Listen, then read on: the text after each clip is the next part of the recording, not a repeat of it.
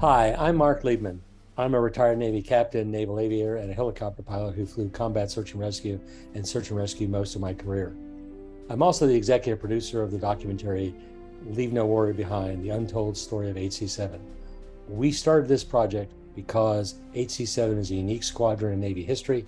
It's the only squadron ever formed and operated with its only mission as combat search and rescue. And for 8 years off Vietnam, it never missed a commitment. And oh, by the way, it made a significant number of the combat rescues in and around North Vietnam. And this movie is HC-7's story that's going to be told from the perspective of the pilots, the aircrewmen, the maintainers, and the survivors. We hope you enjoy it. And oh, by the way, we're looking for money to help finish the production. My name is Robert Child, and I'm a producer and director. I've been doing military history films for over 20 years now. And my films have aired on PBS, Military Channel, American Heroes Channel, and other ones across the globe. And I've been recognized for that work. And I've been looking for a while to do a Vietnam War story because I've done World War I, World War II, Civil War, Revolutionary War, but I wanted to do a Vietnam War story because I felt, as I've told Mark, that the men have not been given their due. And the story of HC-7 is exactly the story I was looking for. It's right up my alley. Courageous aviators rescuing our pilots, downed pilots in Vietnam, in the water and on land. It's an amazing story. I'm very excited about it. And we've actually begun doing some interviews with some of the veterans, some of the rescuees, and some of the veterans of HC-7. And we'd like to show you a little teaser of that now.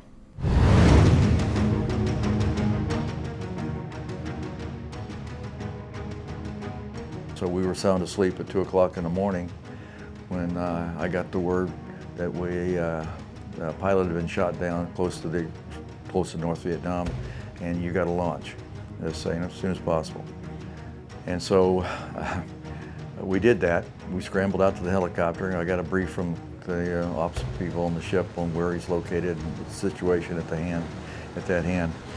time, and we took off. And at the time, and people don't understand this, but back then we flew very basic helicopters. They were armor plated with guns, and that was about it. And they asked me to launch off. Well, I wasn't night trained for night rescues. We never practiced night rescues at night. It was too dangerous. And you had a helicopter that had basic instruments, had a basic autopilot, but no automatic approach to the water, no hover capability. It was all manual operation, okay? But why you take off? You take off because a man's life's on the line right now. So then I'm in the water, and I had a strobe on and some radios, and Jim Spillman started coming out with his helicopter. And that was going okay. It seems like it takes forever when you're sitting there at a lonely spot in the South China Sea in the raft. But so they came out and got over me. So we came to a hover. At nighttime, you lower the swimmer down instead of a daylight 10 and 10 drop, and you position yourself close to them, and then Stretch Acne, my first crewman, says to hold your position. We lowered the swimmer down, and Katie, the swimmer, swam over to him. I backed off. And swimmer jumps in the water, which they normally do to see if you're physically injured. And they had this device called a horse collar, big kind of a loop thing that you would try to put your arms through, and it would pick you up under the shoulders, under the armpits, and go at the airplane. There was a few minutes, and then I heard from his wingman say, "Big Mother, that's my last paraflare." And when he said that, all lights went out. I looked at the instruments and I tried to maintain a stable hover. Well, you don't have the equipment to do that, and you start over-controlling. And you get a situation that's called vertigo. I happened to look over at the gauges, which I probably should have been on it anyway, but we never had any nighttime training doing this stuff. And I noticed we had a nose-up attitude and zero airspeed.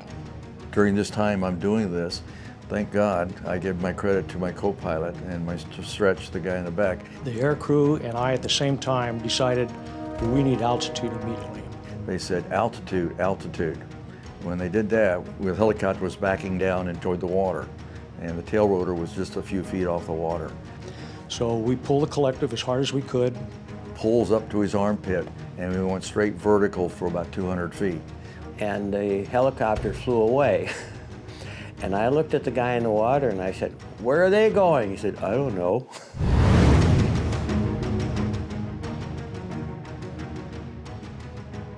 So I'm in the water, the chute's coming down all around me, and I reach up here, ain't nothing there. It got popped off during ejection, apparently. You know, it's funny how things can happen, and then one thing leads to another thing, and it's like, please, Lord, you know, just, you know, shine a little light on me somewhere in here. So I'm in the water, don't have my stride line cutter, the chute's right there.